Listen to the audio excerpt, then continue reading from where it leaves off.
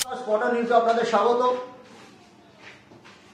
ক্রীড়া দপ্তরের তরফ থেকে আইএফএ কে কলকাতা প্রিমিয়ার লিগে ভূমিপুত্র সংক্রান্ত নিয়ম চেঞ্জ করার জন্য একটি চিঠি দেওয়া হয়েছিল। ক্রীড়া দপ্তরের সেই চিঠিকে গুরুত্ব দিয়ে কলকাতা প্রিমিয়ার লিগের সব ক্লাবগুলোকে নিয়ে ফের একটি সভা ডেকেছেন আইএফএ সচিব অনির্বাণ দত্ত। আগামী 6 জুন এই আইএফএ দপ্তরে অনির্বাণ বাবু আমাকে এই মুহূর্তে জানিয়ে গেছেন 6 তারিখে সব ক্লাবকে দেখা হচ্ছে এবং যথাযোগ্য মর্যাদায় ক্রীড়ামন্ত্রক যে চিঠিটা দিয়েছেন সেটা গুরুত্ব সহকারে বিবেচনা করবেন। সেক্ষেত্রে ভূমিপুত্রের সংখ্যা 5 থেকে বাড়বে কিনা আমাদের কৌতূহল থাকবে। তবে ক্রীড়ামন্ত্রীর অনুরোধ, ক্রীড়া দপ্তরের চিঠি মানে ক্রীড়ামন্ত্রীর অনুরোধ, এবং কন্যাশ্রী কাপের ফাইনালে তিনি বলেছিলেন ধরে নেওয়া যায় যে ভূমিপুত্রের সংখ্যা বাড়তে চলেছে।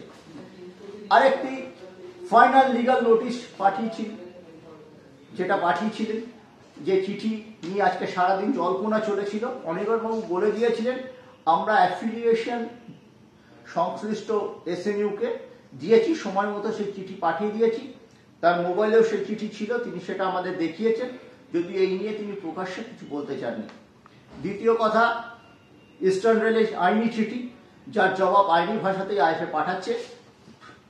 আইএফএর বক্তব্য হচ্ছে যে কোর্ট শুধু আমাদের বলেছে ইস্ট বেঙ্গলকে পয়েন্টের বিচারে তুমি চ্যাম্পিয়ন ঘোষণা করতে পারবে না, এছাড়া কিন্তু অন্য কোনো ব্যাপারে কোনো নির্দেশ নেই। তাই জন্য আমরা রেলিগেশন যেরকম টালিগঞ্জ করেছে ইস্টার্ন রেলে, সেই জন্য আমরা ঘোষণা করেছি এবং পরবর্তীকালে লিগ করার ব্যাপারে আমরা এগিয়ে গেছি এবং সত্যি আজকে ইতিবাচক ভূমিকা নিয়েছি। ইদানিংকালে এত তাড়াতাড়ি মাঠের ইন্সপেকশন হয়নি, আজকে উদ্যোগে কিন্তু আজকে 3টে ঘেরা মাঠের ইন্সপেকশন হয়েছে এবং মোহনবাগান ক্লাব আর্জি জানিয়েছে 5টা থেকে ম্যাচ দিক ফ্লাড লাইটে।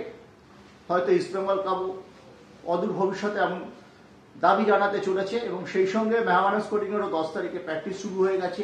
ইস্টবেঙ্গল আজকে হাওড়া স্টেডিয়ামে প্র্যাকটিস শুরু করেছে, মোহনবাগান 16 তারিখে নামবে। একটা জমজমাট কলকাতা লিগের জন্য অপেক্ষা করছে। কিন্তু এই যে বিতর্কগুলো ছিল এবং ভূমিপুত্র নিয়ে যে লেটেস্ট আপডেট, সেটাই কিন্তু আপনাদের জানিয়ে দিলাম।